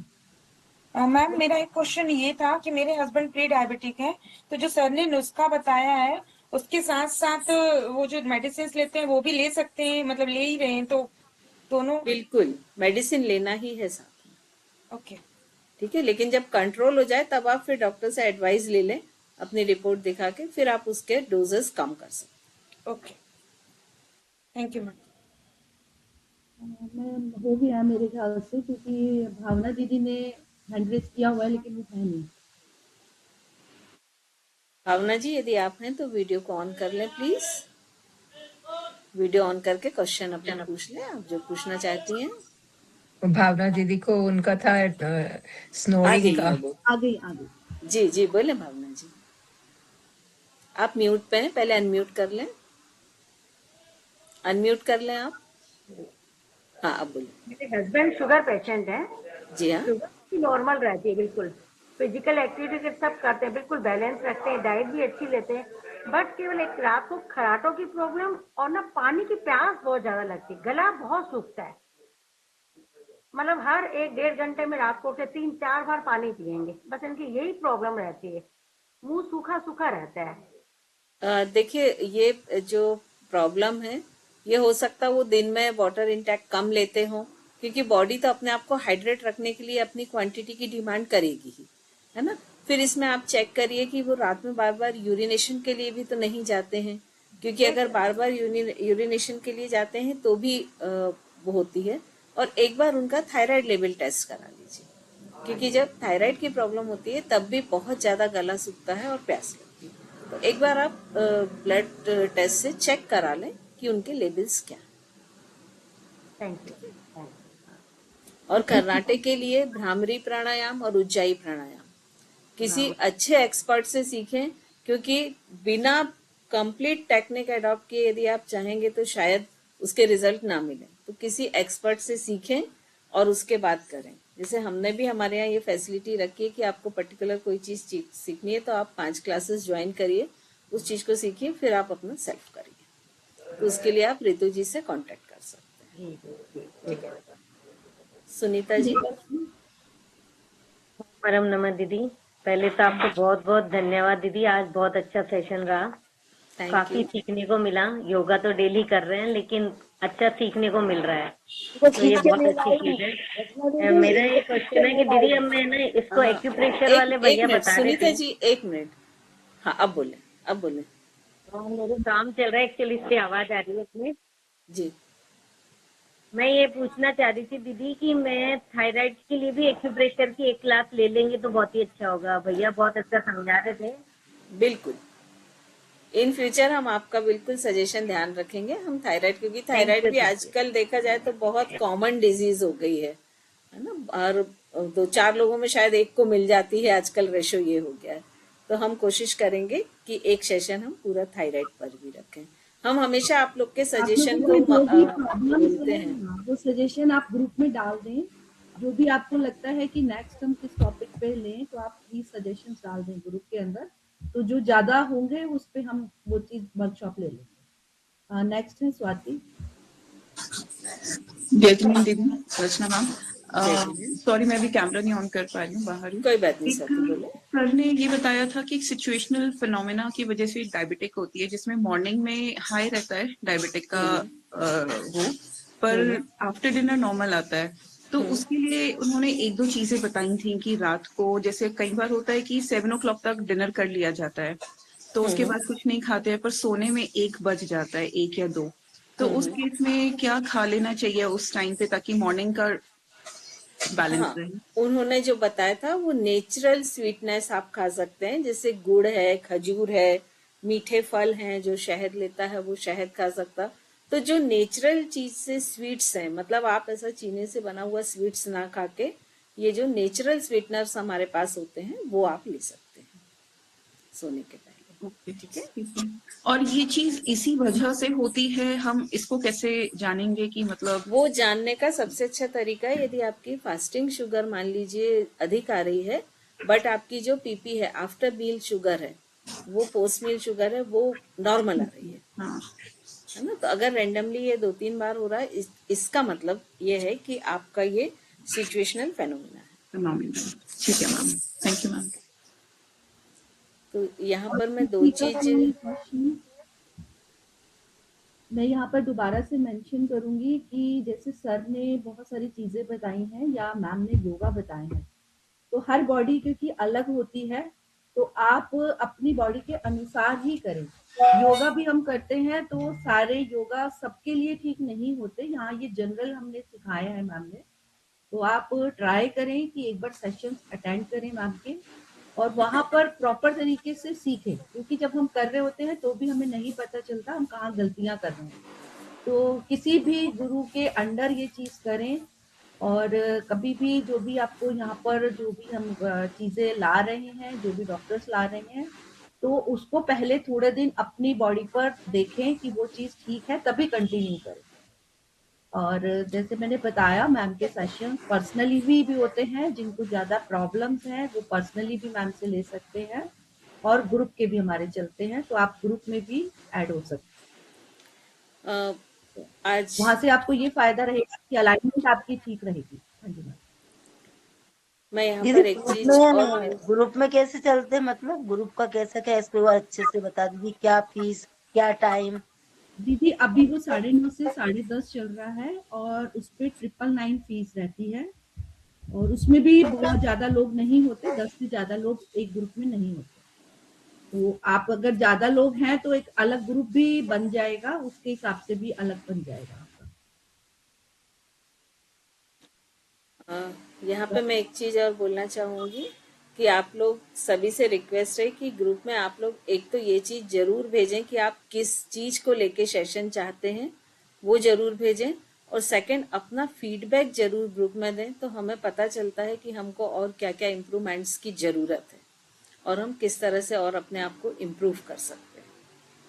तो इन दोनों चीजों पर, और ये सारी जो रिकॉर्डिंग है ये मेरे YouTube चैनल पर अवेलेबल होती हैं कुछ समय बाद, लगभग 15 दिन बाद या 20 दिन बाद अवेलेबल होती है, तो आप वहां पर उसे देख सकते हैं।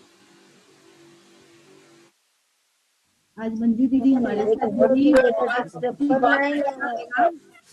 दीदी रितु दीदी एक प्योर की बहुत सुंदर सेशन हुआ रितु जी, प्रीति जी। एक मिनट, दो मिनट सभी म्यूट रहे। मंजू दीदी कुछ बोल रही हैं, उनको मौका दें प्लीज। मैं आपको पिन कर रही हूँ दीदी, मैं आपको पिन कर रही हूँ। योगा का भी और नेचुरोपैथी में डॉक्टर ने भी बहुत अच्छा बताया डायबिटीज के बारे में। आपके आसन बहुत अच्छे थे, बहुत अच्छे से समझाया एक एक आसन। थैंक यू सो मच दीदी। हम आपको बता दें, इंफॉर्मेटिव प्रोग्राम था, बहुत अच्छा। थैंक यू सो मच दीदी। हम आपको बता दें ये हमारा हर सैटरडे चलता है और ये किसी न किसी एक डिजीज को लेके चलता है। तो हम चाहेंगे कि अगर आप भी अपना नंबर हमें दे दें तो एक सेशन में हम आपको भी इनवाइट करना चाहेंगे।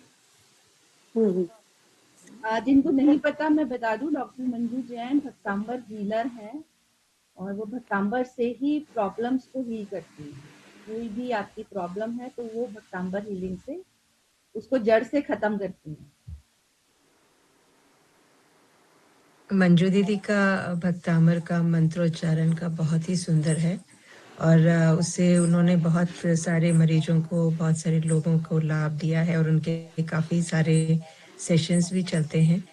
तो उनकी बहुत बहुत अनुमोदना और जरूर से उन्हें इस फोरम पे भी देखना चाहेंगे। जी, नंबर दे दीजिए। मेरा नंबर है 999929000243।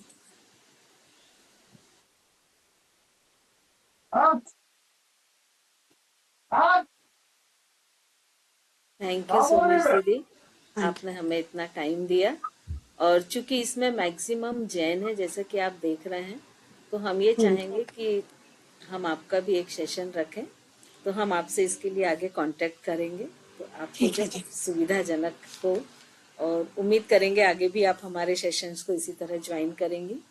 हमारी बस कोशिश है कि जो एक होलिस्टिक हेल्थ के बारे में काम करना, जो आज का एक पैटर्न हो गया है कि थोड़ी सी चीज के लिए हम किसी ड्रग की ओर चले जाते हैं, मतलब कोई भी मेडिसिन के लिए, तो उसको कम करके और एक जो इनर हीलिंग है उसे डेवलप करना, और उससे होलिस्टिक हेल्थ, वो किसी भी अल्टरनेट थेरेपी हो, चाहे वो हीलिंग से हो या एक्यूप्रेशर से हो या योग से हो, वो जैसे भी उस व्यक्ति को फायदा मिल सकता है वो हम उसके लिए अवेयरनेस करने की यहाँ इस प्लेटफॉर्म पे कोशिश करते हैं।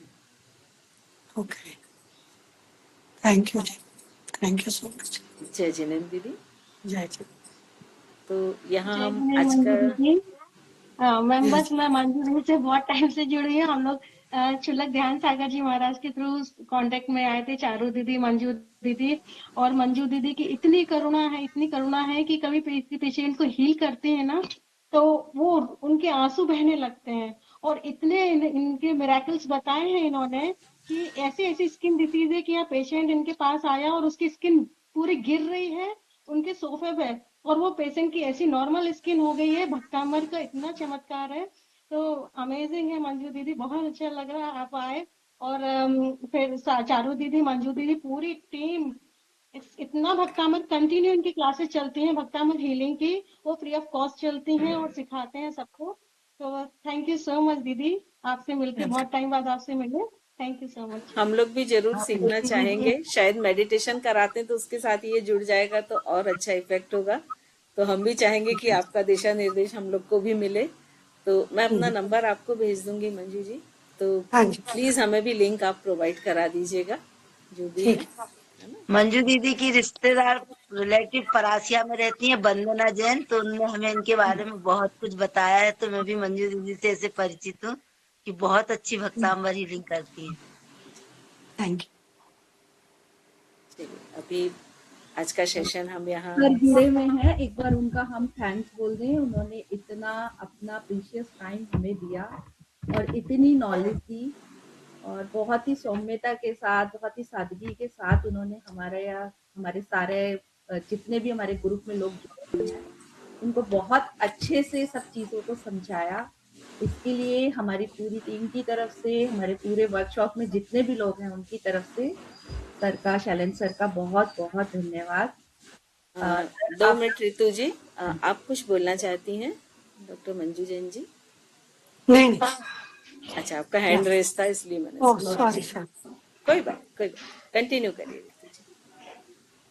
सर बहुत ज्यादा बिजी रहते हैं, लेकिन मैंने बार बार उनको कॉल करके उनसे रिक्वेस्ट करके आज उनको बुलाया और वो आए। हमारी सबकी तरफ से बहुत धन्यवाद। Thank you. आप सभी का भी बहुत बहुत आभार। आज की क्लास से जुड़ के हमें बहुत अच्छा लगा। बहुत विद्वान लोग हैं क्लास में, सभी से बहुत समय बाद साक्षात्कार हुआ। सभी का बहुत बहुत प्रणाम। Thank you. जय जय। सर हम आशा करेंगे भविष्य में भी आप हमसे ऐसे ही जुड़े रहें। बिल्कुल बिल्कुल मैंने आप जब भी कहेंगे जिस विषय पे हम बिल्कुल समय निकालें। बहुत अच्छा लगा मुझे, आपकी टीम में सारे लोग बड़े जीनियस, बहुत अच्छा लगा सबसे मिलके। थैंक यू स्वप्निल जी। तो आज का सेशन हम यहाँ समाप्त करते हैं, वैसे भी टाइम काफी आगे हो गया है और मिलते हैं हम अगले सेशन में। सेम लिंक रहेगी, सेम टाइम रहेगा, सैटरडे सेम लिंक पर। दीदी सॉरी, मैं प्रतिभा जैन बोल रही हूँ। सॉरी बीच में बोल रही हूँ। जी हाँ बोले। मैं थोड़ा वर्क साइट पे थी इसलिए मैंने वीडियो ऑन नहीं किया था।